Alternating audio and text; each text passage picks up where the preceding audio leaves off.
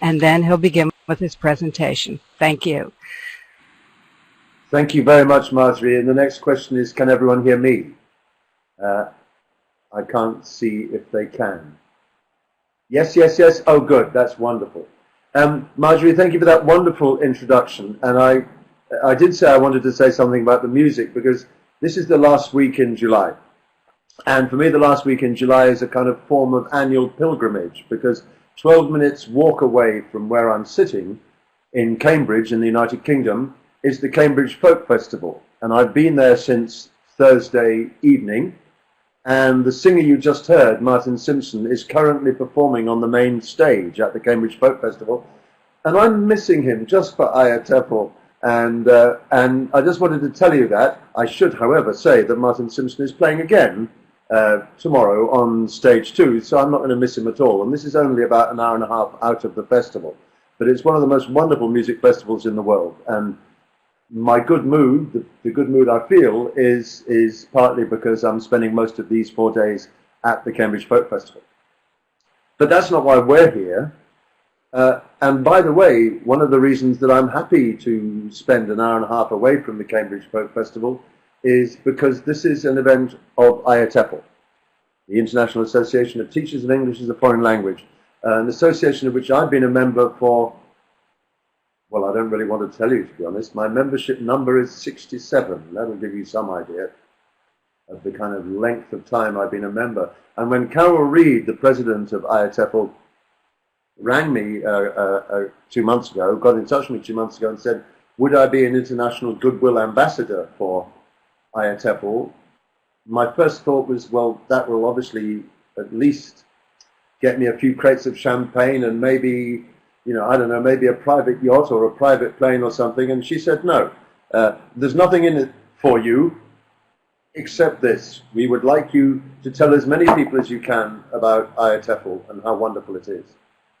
And of course, I accepted her invitation immediately because this is my association, just as it is Marjorie's association, Mercedes, and various other people who are listening. It's a wonderful, wonderful teachers' organization. And if you're not a member, do please join up, especially because one of the great other events in the calendar, not the Cambridge Folk Festival, but one of the other great events in my annual calendar is the IATEFL annual convention. It takes place once a year and lasts for 4 or 5 days, and is just the greatest event of the year in many ways, where you get teachers from all over the world coming together to share with each other, talk with each other, enjoy each other's company, learn new things, be provoked in the evenings, be entertained, and network and meet everyone. I've been going to IATEFL conferences for a long time, and they're the greatest events you can imagine. And it just so happens the next year, the IATEFL annual conference will be in Harrogate. And what you have in the conference, for those of you who don't know, is 5 plenary talks, that's talks for the whole conference, and then a number of workshops and papers. One of the plenary speakers next year will be this man. His name is Sugata Mitra. And I've taken this still photograph from a talk of his on the TED site. All you have to do, by the way, is Google the man's name and you'll find his talk. Sugata Mitra is from India, and he's particularly famous because of something he did in New Delhi, where he was working for a computer company. This work garnered Sugata Mitra a prize of $1 million. So this is significant stuff. And for those of you who don't know what his experiment was, well, before I tell you about his experiment, let me tell you what Sugata Mitra thinks of schools. You'll see in this slide that behind him is a picture of the British Empire. The British Empire, which in the 19th century, for example, ruled India. And Sugata Mitra says that because of that, when you have an empire, you need civil servants And because you need civil servants, you need education. You need to teach people how to spell, how to write, how to do mathematical calculations, all that kind of thing. Nowadays, says Sugata Mitra, those things are no longer necessary. Kids don't need to be handwriters anymore. They don't even need to be able to do mathematical calculation anymore.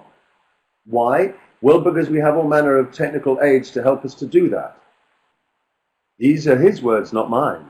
What he says is, and this is a quote from his lecture on the TED site, I'm not saying schools are broken.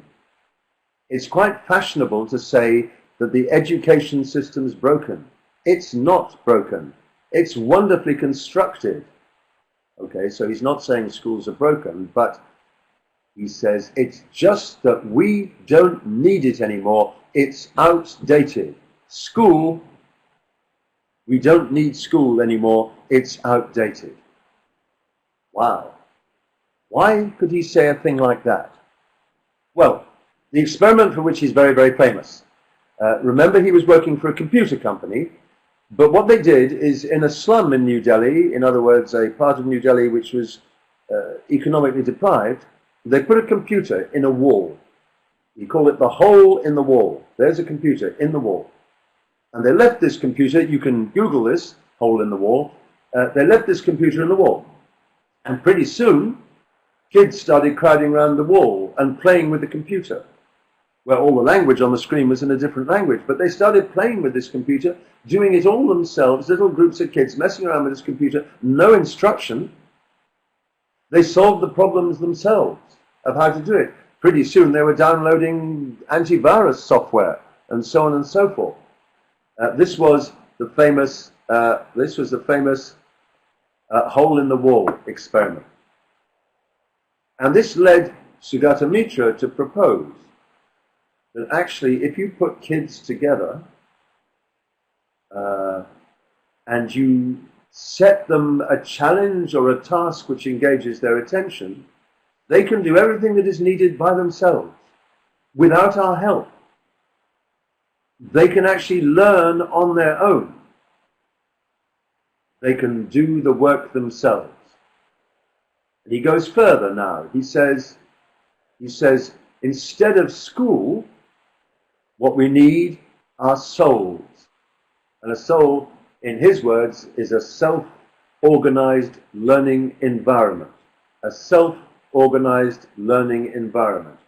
So here's a challenge for us, because I'm assuming that most of the people who are at this webinar teach in schools of one kind or another. Sugata Mitra's challenge is quite simple. He says, I'm not saying school's broken. The education system isn't broken. It's just that we don't need it anymore. It's outdated. What we need instead are self-organized learning environments where a group of learners come together and solve problems almost on their own. Now, I don't want to be unfair to Sugata Mitra, and certainly because this talk is about more than just him, I'm giving you a very superficial view of his position. But this is the essential argument he offers us. He does say, by the way, in brackets, that it's very useful that you can have, in areas of the world where there is not enough money for schools, technology gives us the most fantastic opportunity to teach kids remotely. So you can have teachers in some other part helping kids to do things. He shows an example in his TED talk of a woman in somewhere in the United Kingdom teaching kids in Andhra Pradesh or somewhere like that in India. And indeed, this is happening all over the world. Think, for example, Mercedes is with us and she's from Uruguay. In Uruguay, they have a system called the Plan Cerebral, where kids are taught remotely from a teacher in Bogota whose face is beamed onto a screen into their classrooms in Montevideo or in rural Uruguay. So he's not alone in suggesting that technology can provide solutions to some of the problems of education, or indeed that technology is incredibly exciting for the way in which people access knowledge and information. However, I want to go back to the challenge he lays down. A self-organized learning environment is an alternative, in his view, to school, where there are teachers. A self-organized learning environment is a place where teachers may be there, perhaps, to guide, but you don't need them, because like the hole-in-the-wall experiment, kids can do it themselves. So the challenge, in a sense, is why do we need teachers at all? Well, we don't really, except maybe to do a bit of organizing, to do a little bit of pushing and prodding, perhaps. But in a self-organized learning environment, the teacher is not the relevant person, the learner is. I think that's very attractive. And technology is the tool that allows this to happen, because you no longer need a teacher to tell you things. You can find anything you want on the internet, basically. All you need is broadband and a computer. Okay, so there we are. That's the opening of my talk.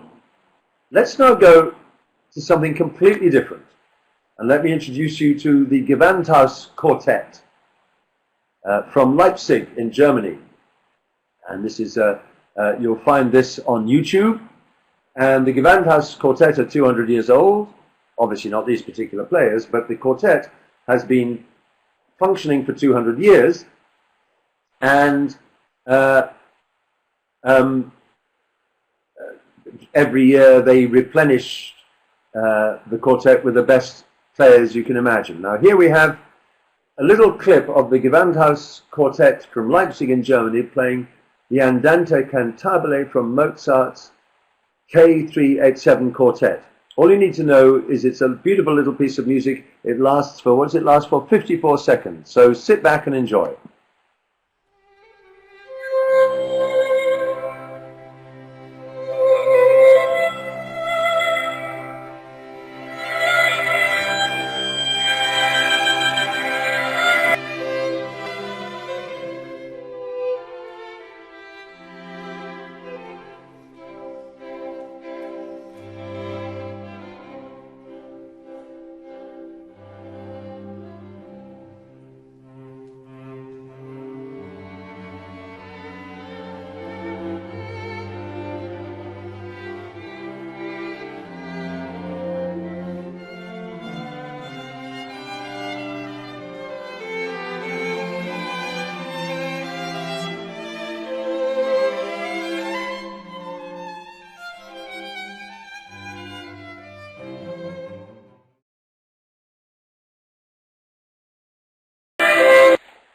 So that was the Gewandhaus Quartet from Leipzig in Germany, playing absolutely beautifully.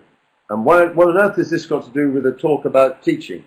Well, this is all about a friend of mine who a number of you may well have met.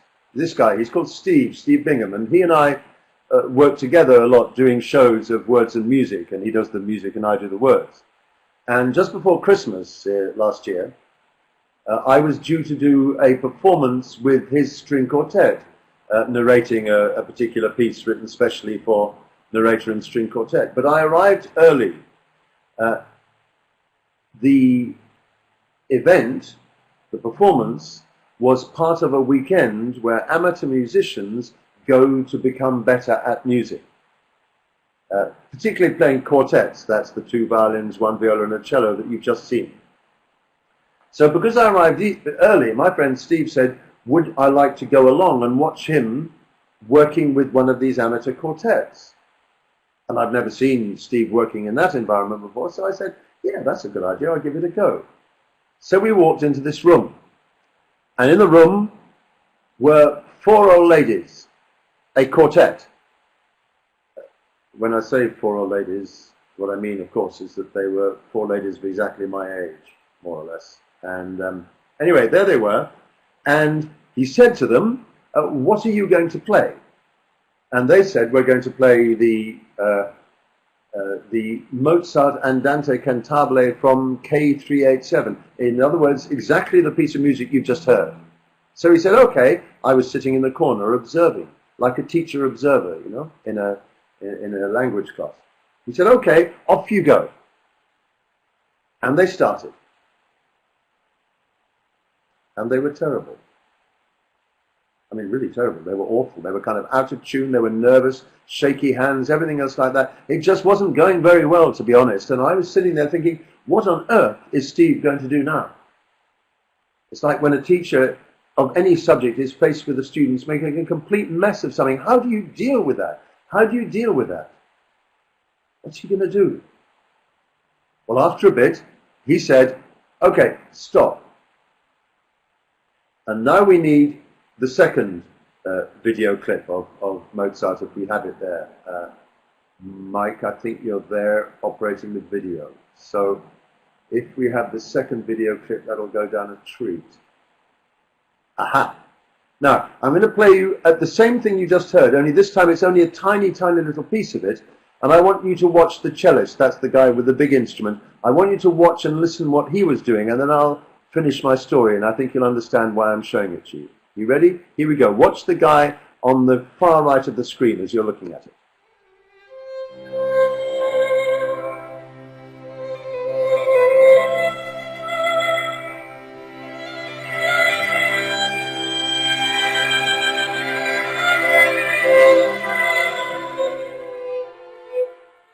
Okay, there we are. Now, what Steve did is he stopped them. He said, okay, thanks very much, thanks very much. I'm sitting there, I remember thinking, what's he going to do? What's he going to do? And then he said to the woman playing the cello, could you just play the first notes that you play at the beginning of this? Now, if you're musical, you'll have heard them, but if you haven't, basically what the cello does is they go boom, chum, chum, chum, boom, chum, chum, chum. And when she played it first time round, she went, what Steve said is, I want you to play that, just you, the cellist, I want you to play that and really give it a bit of effort and really make as horrible a noise as you can, but really, really play it as loud as you can. And so this woman went, and when he got her doing that for a bit, he said, great, that's fantastic. Now he said, I tell you what, why don't you all start again? And they started again, and it still sounded awful, but it sounded about 5,000,000% better than it had been before. It was absolutely fantastic. A transformation in front of my eyes took place, where suddenly instead of going, they were going, boom, cha, cha, cha, diddly, dee, dee. It was absolutely fantastic. And I thought to myself that what I had just seen is teaching. Good teaching in action. I said to Steve afterwards, how did you decide what to do? He said, I don't know. It just seemed the right thing to do at the time because he has a teacher's instinct, a musician's instinct. But what I'd seen was teaching, an intervening teacher making all the difference. And it occurred to me that an amateur quartet, a quartet of amateur musicians, is an exact example of what Sugata Mitra would call as a self-organized learning environment. But without Steve's intervention, my feeling is, I have no evidence for this, without Steve's intervention, they might have gone on sounding pretty awful. But when he intervened, he made a crucial difference. And that's what good teachers do. They make a crucial difference when they intervene in what's going on. And so it seems to me that we have sort of in this hand, if you like, we have Sugata Mitra and self-organized learning environments, and in this hand, we have teachers who intervene. This was all for me terribly interesting because of a book I read last year. There we are. We've heard it again. It was a book called Guitar Zero by a man called Gary Marcus. You may have gathered that music is for me just about as important as breathing and eating and sleeping. So it's a constant fascination for me. In this book, Guitar Zero, the author, who is a cognitive psychologist who specializes in language, talks about how he learnt the guitar as a complete beginner, from zero, hence Guitar Zero. And in the middle of this book, in which he reflects on what it's like to be a learner and uses his knowledge of cognitive psychology to discuss learning and teaching, he suddenly comes up with this paragraph, which is, of course, the title of this talk. And what he says is, Why do we need teachers at all? Now you can, if you want, read that paragraph, but it's a bit long and it's probably quite small on your screen, so I thought it would be better if I summarize what he said. What he says is, remember, this is a man learning to play the guitar and getting teachers to help him to learn how to play the guitar. What he says is, we need teachers because they know things. A good teacher knows things. They know more than the students, supposedly. Teachers know things. They have knowledge which they can pass on. He says, teachers can motivate. One of the things that all teachers can do, everyone who's here at this webinar is good at motivating students. If we can't motivate students, we might as well stop. Whether we can motivate students for 10 weeks, that's a whole other issue. But we can all motivate students. That's what we do. And a good teacher, if you're learning to play the guitar, a good teacher can say, come on, keep going. You can do it, come on, and make it fun and be incredibly motivating. He says, good teachers can provide incentive, a reason to practice or learn English or French or whatever it is. Good teachers can push you to do it. I suppose if you're learning a musical instrument, a good teacher might say, when you come to your next lesson, I want you to play this piece. And that's quite an incentive. It powers you, it pushes you to practice and stuff like that. Gary Marcus says, good teachers can impose structure. Now it's possible that if you've never played the guitar before, and I throw a guitar at you and say, learn it, you may be one of those people who can learn how to do it yourself. But you may be the kind of person who finds it useful if a teacher breaks up the task into small pieces and imposes some kind of structure. Gary Marcus finally says, teachers can pinpoint errors and target weaknesses.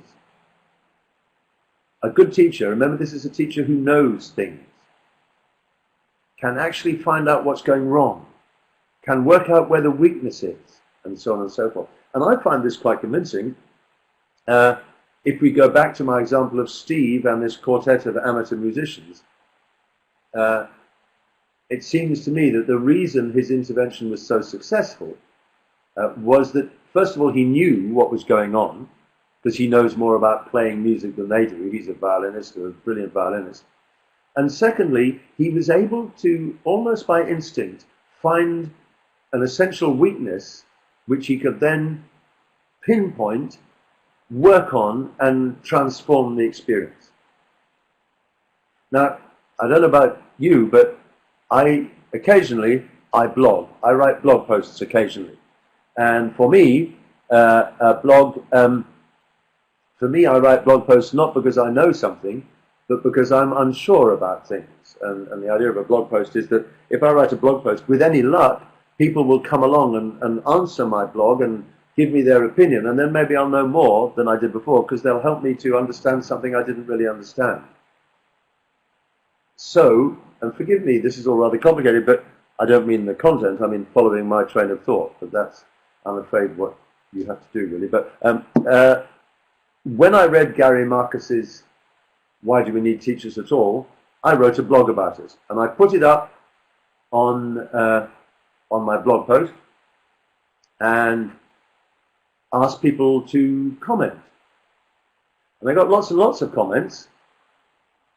In particular, the one that interested me most was from a member of IATEFL, a teacher from Brazil, who some of the people here may well know. Is a teacher called Willie Cardozo. And he came along to my blog and he wrote a long reply, which of course I'm sure you can't read, it's too small. So let me summarize what he said, because it really interested me.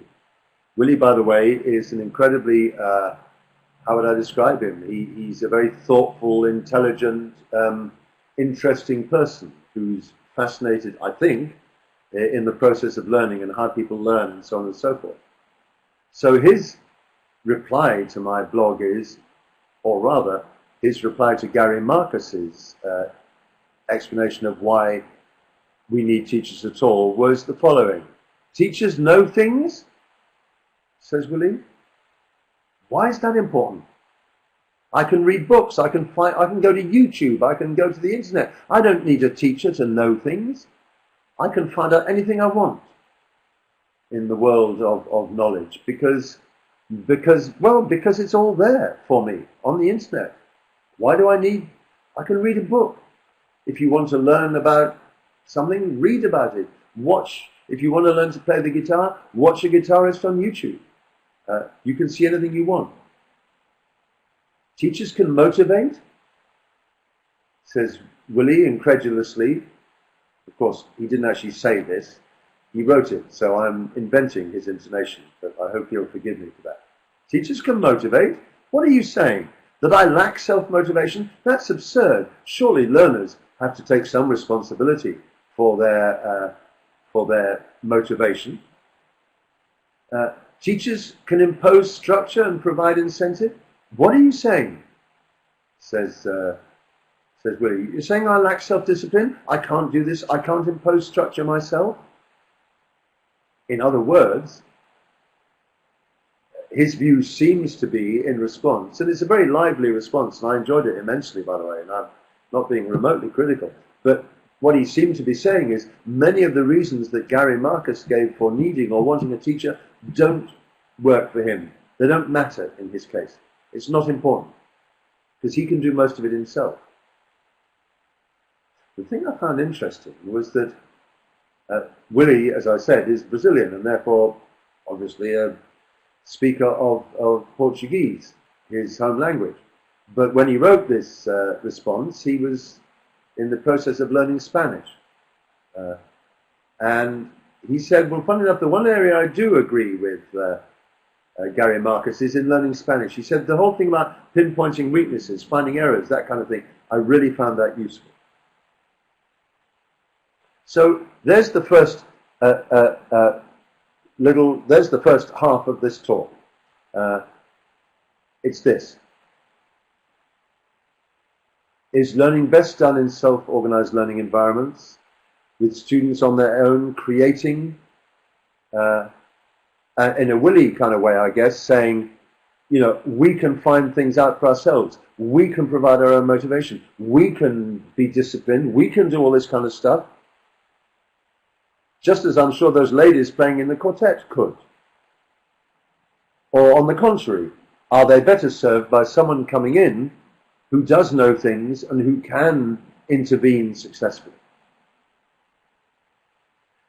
Now, with your permission, actually it's not quite true, even without your permission, I'm going to slightly change tack and tell you about another blog post I wrote. And you'll see the relevance in a minute. This was in January, February of this year. And I was in my kitchen making coffee. And I was listening to the radio, and it was a program about books. It's where people discuss fiction and stuff, and biography and that kind of thing. And they had on the radio an interview with a young woman who I'd never heard of before, but I instantly went to look for her and found this photograph of her. And she's a woman called Natalie Phillips. And she described on this program an experiment she'd done. She got her experimentees, her subjects, to read Jane Austen. Now, Jane Austen is a very famous English novelist, and this is a particular interest to me this year because I've been involved in celebrating Jane Austen's, the 200th anniversary of the publication of one of Jane Austen's novels, Pride and Prejudice. And so this wonderful expression, my ears pricked up when I heard her talk about this. This is what she described. She said she got her subjects to read a Jane Austen novel called Mansfield Park. And while they were reading it, for their enjoyment, they went into that MRI brain scanner. And she watched what happened while they were reading Jane Austen. What happened was, this is not a scientific description, you understand, is that while they were reading Jane Austen, there was a whoosh of blood to this part of their brain, whoosh of blood, instantly identifiable brain activity while they were reading Jane Austen. So reading obviously stimulates some part of the brain. She then sent them back through the scanner, only this time, instead of just reading Mansfield Park for pleasure, for relaxation, for fun, they were looking at a little paragraph of a page of Mansfield Park and analyzing it. The results were dramatic. Instead of the whoosh, there was a whoosh. And it was this part of the brain, not this part of the brain, this part of the brain. Whoosh, a much stronger blood flow. Whoosh, you can see it, much more dramatic on this side of the brain. When they were doing it in a concentrated study-like way, than when they were whoosh, reading for pleasure. This is an interesting idea. In particular, it interested me in the light of the work by a very famous theorizer of our profession from 20, 30 years ago. I mean, he's still going strong, don't misunderstand me. But very interesting theorization of a man called Stephen Krashen, whose work is familiar to many of you. If you recall, he said that all you need for successful language acquisition is comprehensible input in a relaxed setting. By comprehensible input, he meant something you can understand, even if it's a little above your own level of production. And the best way of getting comprehensible input is to read, with your affective filter lowered. In other words, feeling comfortable. In other words, what he seemed to be suggesting is that reading for pleasure, has always suggested, continues to suggest, is that reading for pleasure in a relaxed way, if what you are reading is understandable to you, is the best way of acquiring a language. Your first one, your second one, your 28th language, doesn't matter. What this experiment seems to suggest is it's not like that at all. Actually, what Natalie Phillips wondered as a result of this small experiment is whether actually, when you get people to concentrate and focus, they have a stronger reaction, more blood flow to a different part of the brain, and that it might be better to get people to concentrate on things. Now, I don't know about you, but life sometimes is has incredible coincidences. On the very same day that I heard this radio program, through the letterbox came one of my most normal pieces of reading. It was the ELT Journal, the English Language Teaching Journal, which is one of my 3 favorite items of reading in English language teaching. It's a wonderful journal, and it, because of its wonderful blend of theory and practice, it seems to me. Incidentally, if you haven't been to the IATEFL conference, remember that's the one in Harrogate next year. One of the highlights of every conference for the last 8 years has been a debate organized by this particular journal in which 2 well-known figures in the world of English language teaching argue with each other about something or other. And it's usually great fun and a very popular moment during the conference. Anyway, so bear with me. On the same day that I heard this woman talk about how if you read with concentration, you get a whoosh in your brain, whereas if you read for pleasure, you get a whoosh in your brain.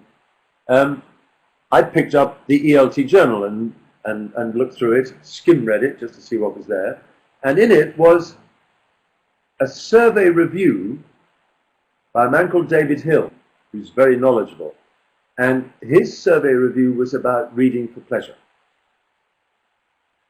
And in particular, the use of what we call graded readers as reading for pleasure.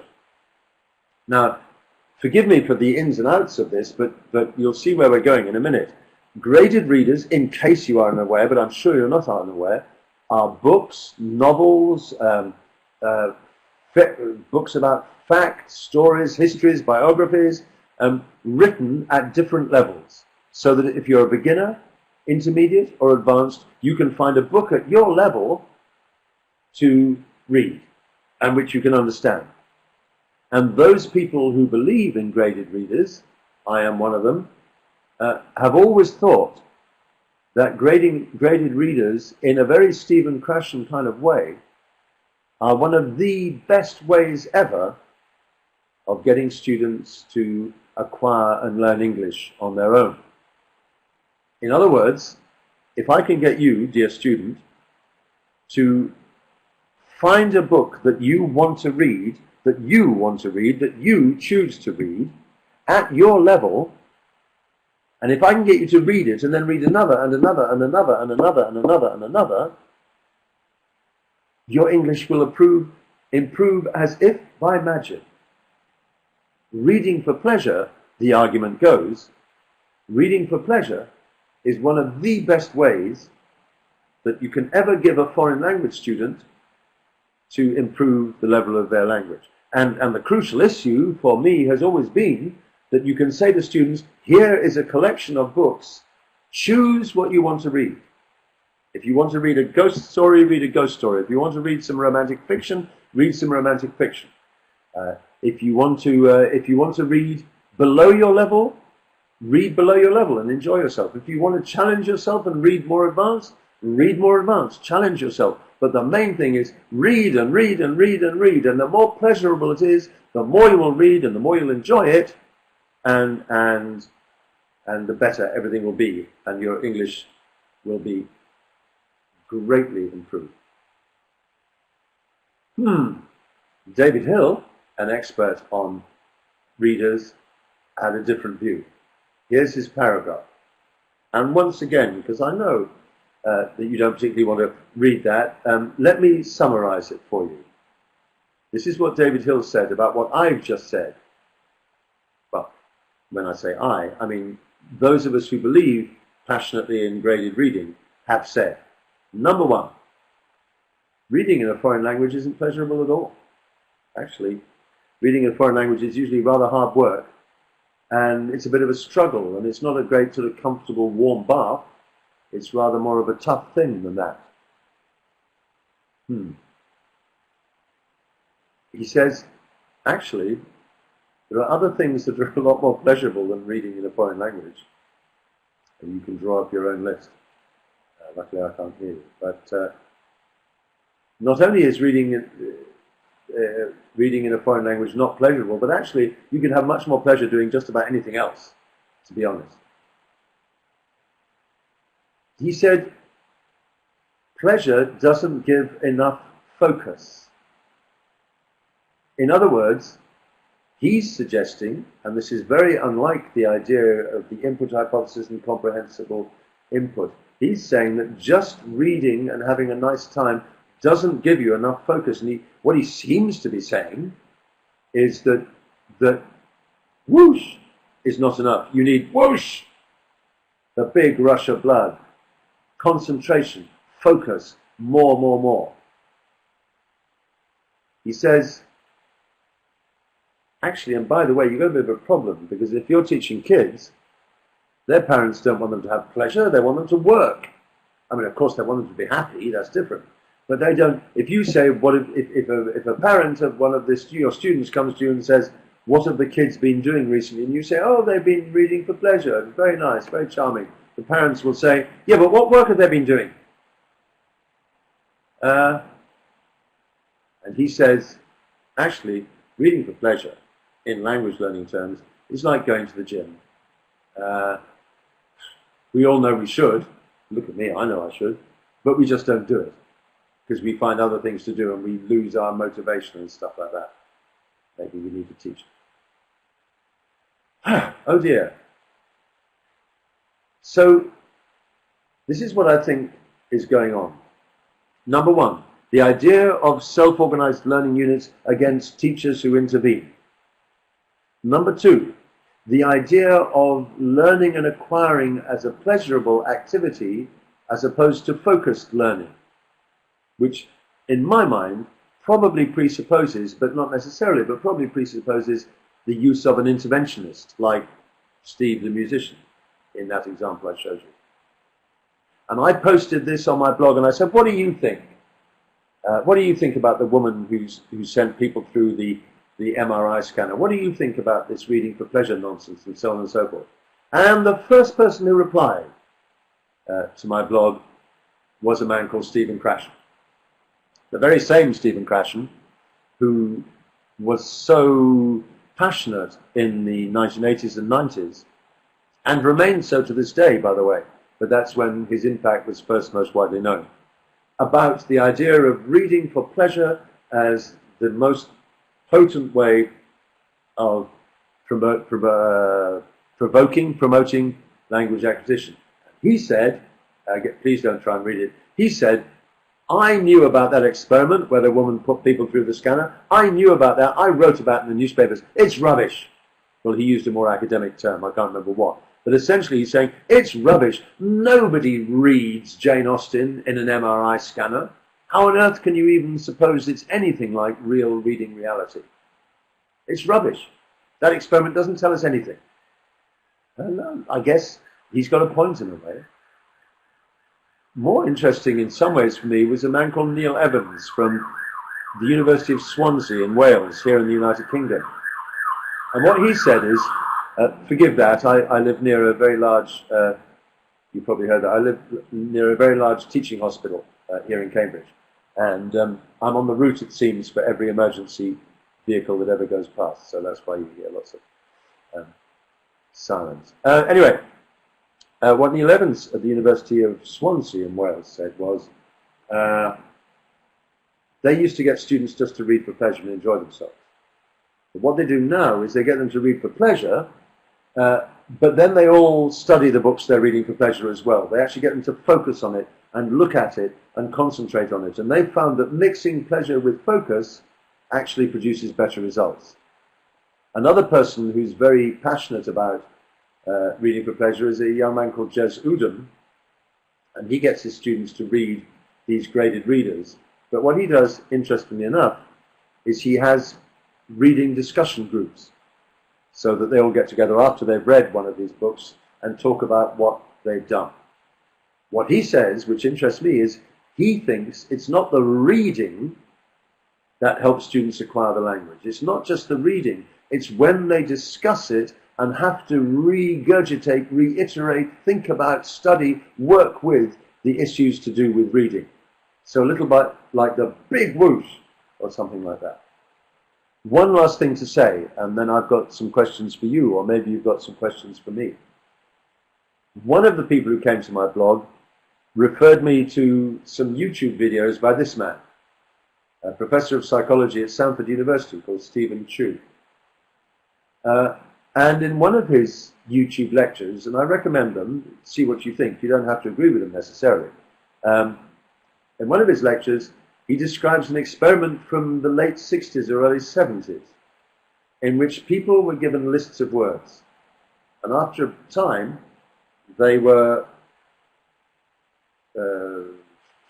evaluated to see how many of these words they could remember. And interestingly, some of the students, some of the subjects were told they were going to be tested. And you would have expected the ones who were told they were going to be tested to be able to remember more words than the ones who weren't told they were tested. It wasn't the case. It made no difference. And that's rather confusing to me. Some of the people with these lists of words were told to find words in the list that had the spelling IE or something like that, a particular spelling. Some of the students were told to look at these words, not students, experiment subjects. Some of the people were told to look at this list of words and decide which ones they liked.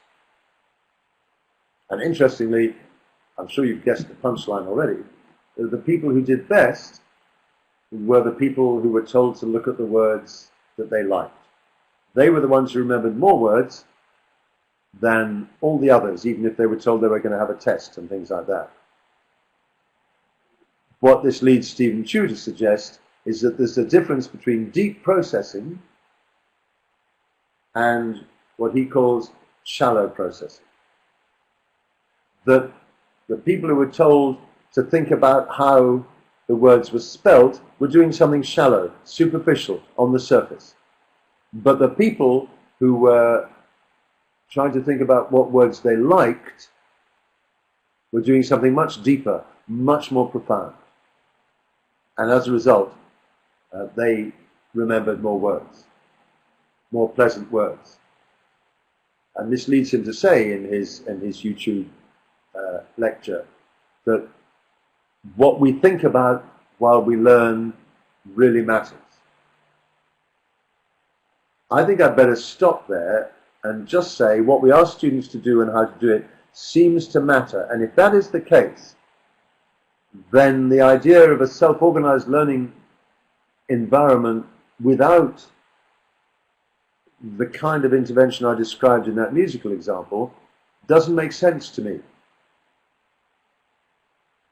Because if everything I've understood suggests, or at least there is a strong body of opinion which seems to be suggesting that it really does matter what we get students to do. And the way we ask them to do it really matters. Now, of course, I'm not suggesting that that's all that matters. And of course, everyone who's at this webinar, myself, yourselves, everyone at this webinar is familiar with people who seem to be able to do it all for themselves. I'm not suggesting that's not true. But if I want to hold my head up and say I am a teacher, I have to think that I've got a purpose.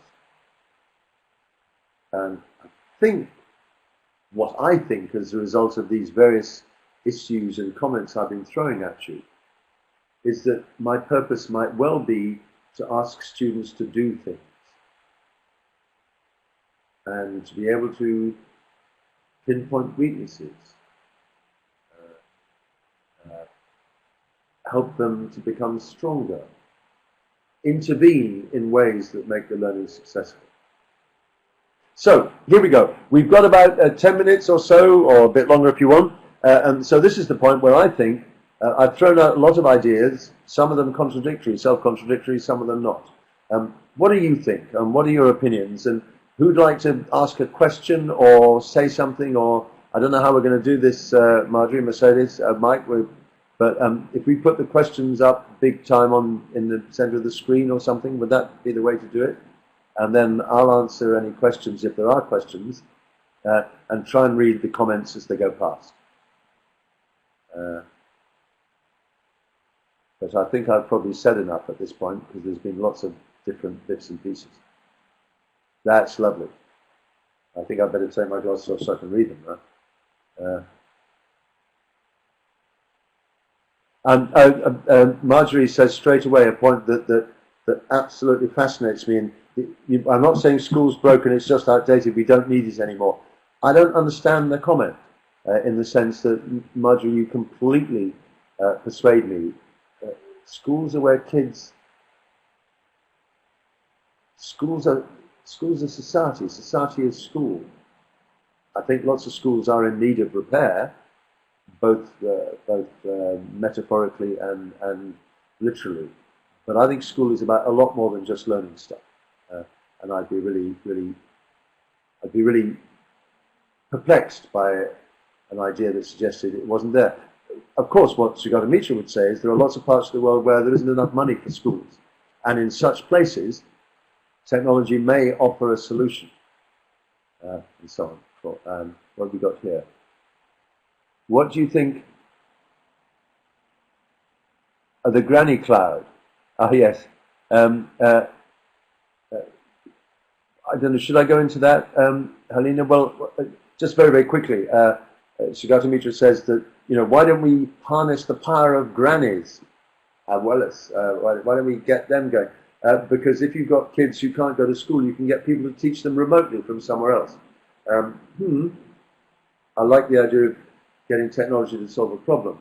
My only slightly distressing memory is that in the TED talk that I'm thinking of, the example he shows of a granny teaching remotely, and these are the examples I've seen of remote teaching so far, which have distressed me or certainly depressed me, are just people getting kids thousands of miles away to repeat things like, good morning, good afternoon. And that's, I didn't think technology was there to solve things in that way. I thought it should be more than that. By reading, By reading, your reading will improve, but what about your listening, let alone speaking, says Amadeo too.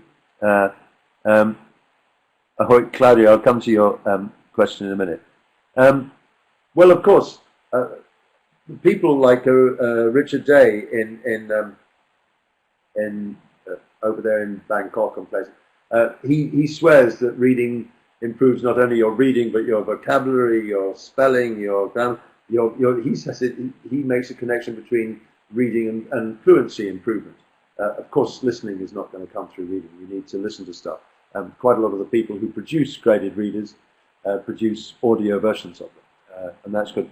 Claudia Ferradas there asks about, I said IATEFL was one of my favorite. What are the other two? Well, TESOL Quarterly, of course, is a must, really. And that's a sort of slightly more, I like to characterize them in this way. There's a sort of climb. ELTJ for me is a perfect blend of theory and practice. TESOL Quarterly tends to be more theoretical, more research-based. Over here in the UK, we have Modern English Teacher, and in particular English Teaching Professional, which is, to my mind, the most wonderful teaching magazine. And it's a magazine, not a journal, let's be quite clear. These are not refereed articles. But I frequently find in that magazine 2 pages, 2.5 pages, where someone's just giving out an idea or a feeling or something like that. And it sometimes it completely, it's just like you get the light bulb moment, it seems to me, from that. Of course, since I started reading journals, the whole world has changed, and now the blogosphere is full of amazing blogs. The best blog before it stopped, and it is still a fantastic resource, by the way. But the best blog I know in English language teaching is called An A to Z of ELT, which is Scott Thornberry's blog, in which he gives himself a topic, gave himself a topic every week, and wrote about it and asked some challenging questions. And he's not writing the blog anymore for all sorts of reasons, but it's a fantastic resource, and I recommend you go there. What have we got? Marjorie, what about watching for pleasure? Isn't that interesting? What happens if you watch TV in a foreign language? How comprehensible does it have to be to learn anything? Because I can watch TV in Serbian or Croatian, and apart from the occasional name of a world leader, I'm not going to understand a thing. How long would it take me to start understanding something? But if you were a passionate fan of like in the old days, you know, people used to watch Friends all the time. If you could understand enough of it, would that be enough to get you going? Why else would students, you know, start saying things like, "Oh my God," and things like that? If you think of Krashen I+1, which meant that it's sort of almost like a kind of linguistic zone of proximal development, where and that's the idea about teachers imposing structure, perhaps. But if you get the whole language thrown on top of you, you're probably not going to understand a word. You need to be at a certain level before you can get the benefit from it, I think. What have we got here?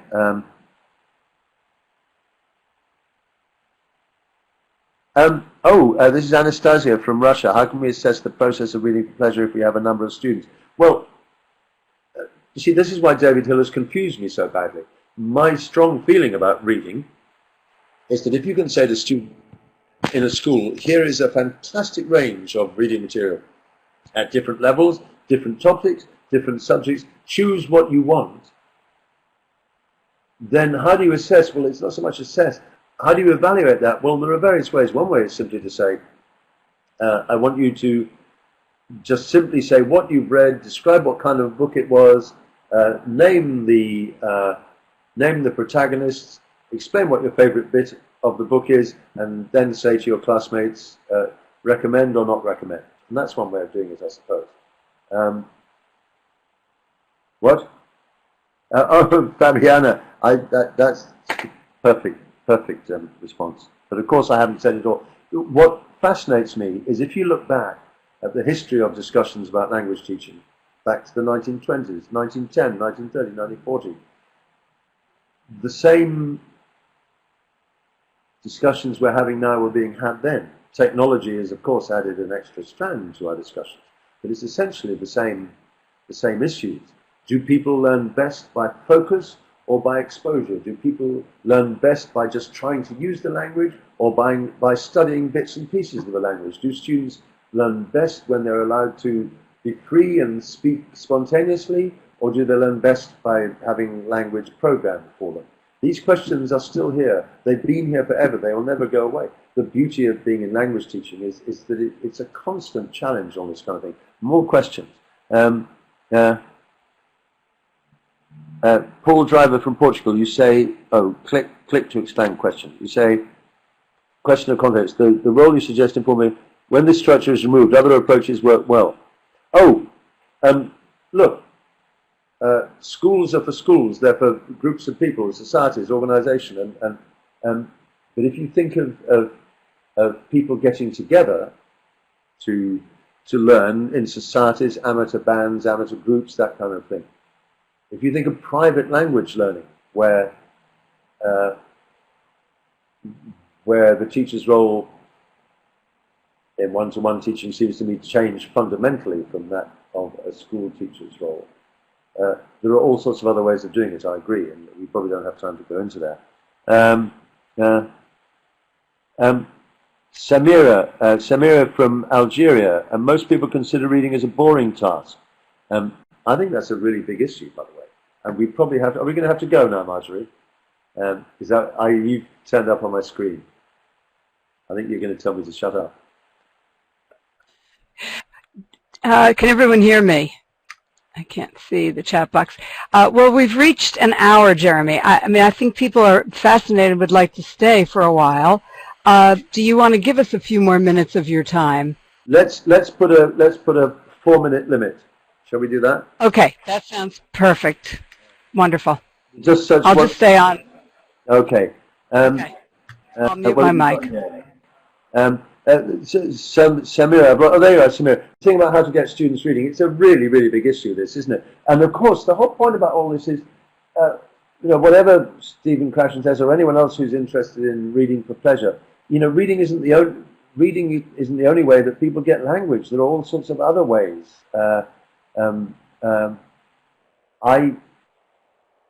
I think you can persuade students to read if you give them time to do it, if you give them things to read that they might want to read. And of course, in this modern day and age, we've got all sorts of online possibilities for reading, which might be just as powerful as getting them to read, graded readers. People who send students off to the internet to find things out in enjoyable and provocative tasks. How wonderful is that? I guess my main feeling is that you'll never get students to read unless the teacher themselves professes a passion and a love for reading. You'll never get students to read unless you give them things that they want to read, or allow them to choose things you want to read. You'll never get students to read just by telling them it's a good idea. You have to give students a chance to read, times to read, opportunities, and to make it really work like that. To complete my thought, that's Amadou saying we resort to the written word too much. I kind of agree with that. How are we doing? Carol from the Netherlands about students with dyslexia and so on.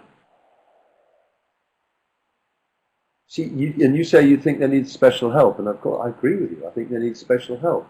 But that's the thing, isn't it? Why does anyone not need special help? And although children have the great gift and potential to learn and discover, as we all do, by the way, all the time. No one ever stops being able to learn and discover, however old they are.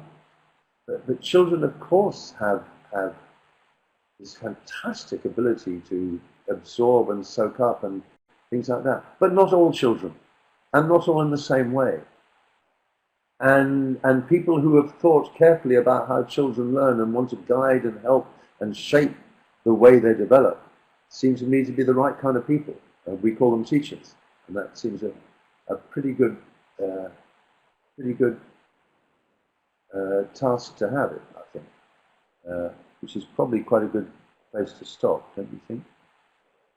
Yes, it probably is. I think I'll stop. Sounds wonderful. Perfect ending here, Jeremy. I'm sure that absolutely everyone who was here just found this fascinating.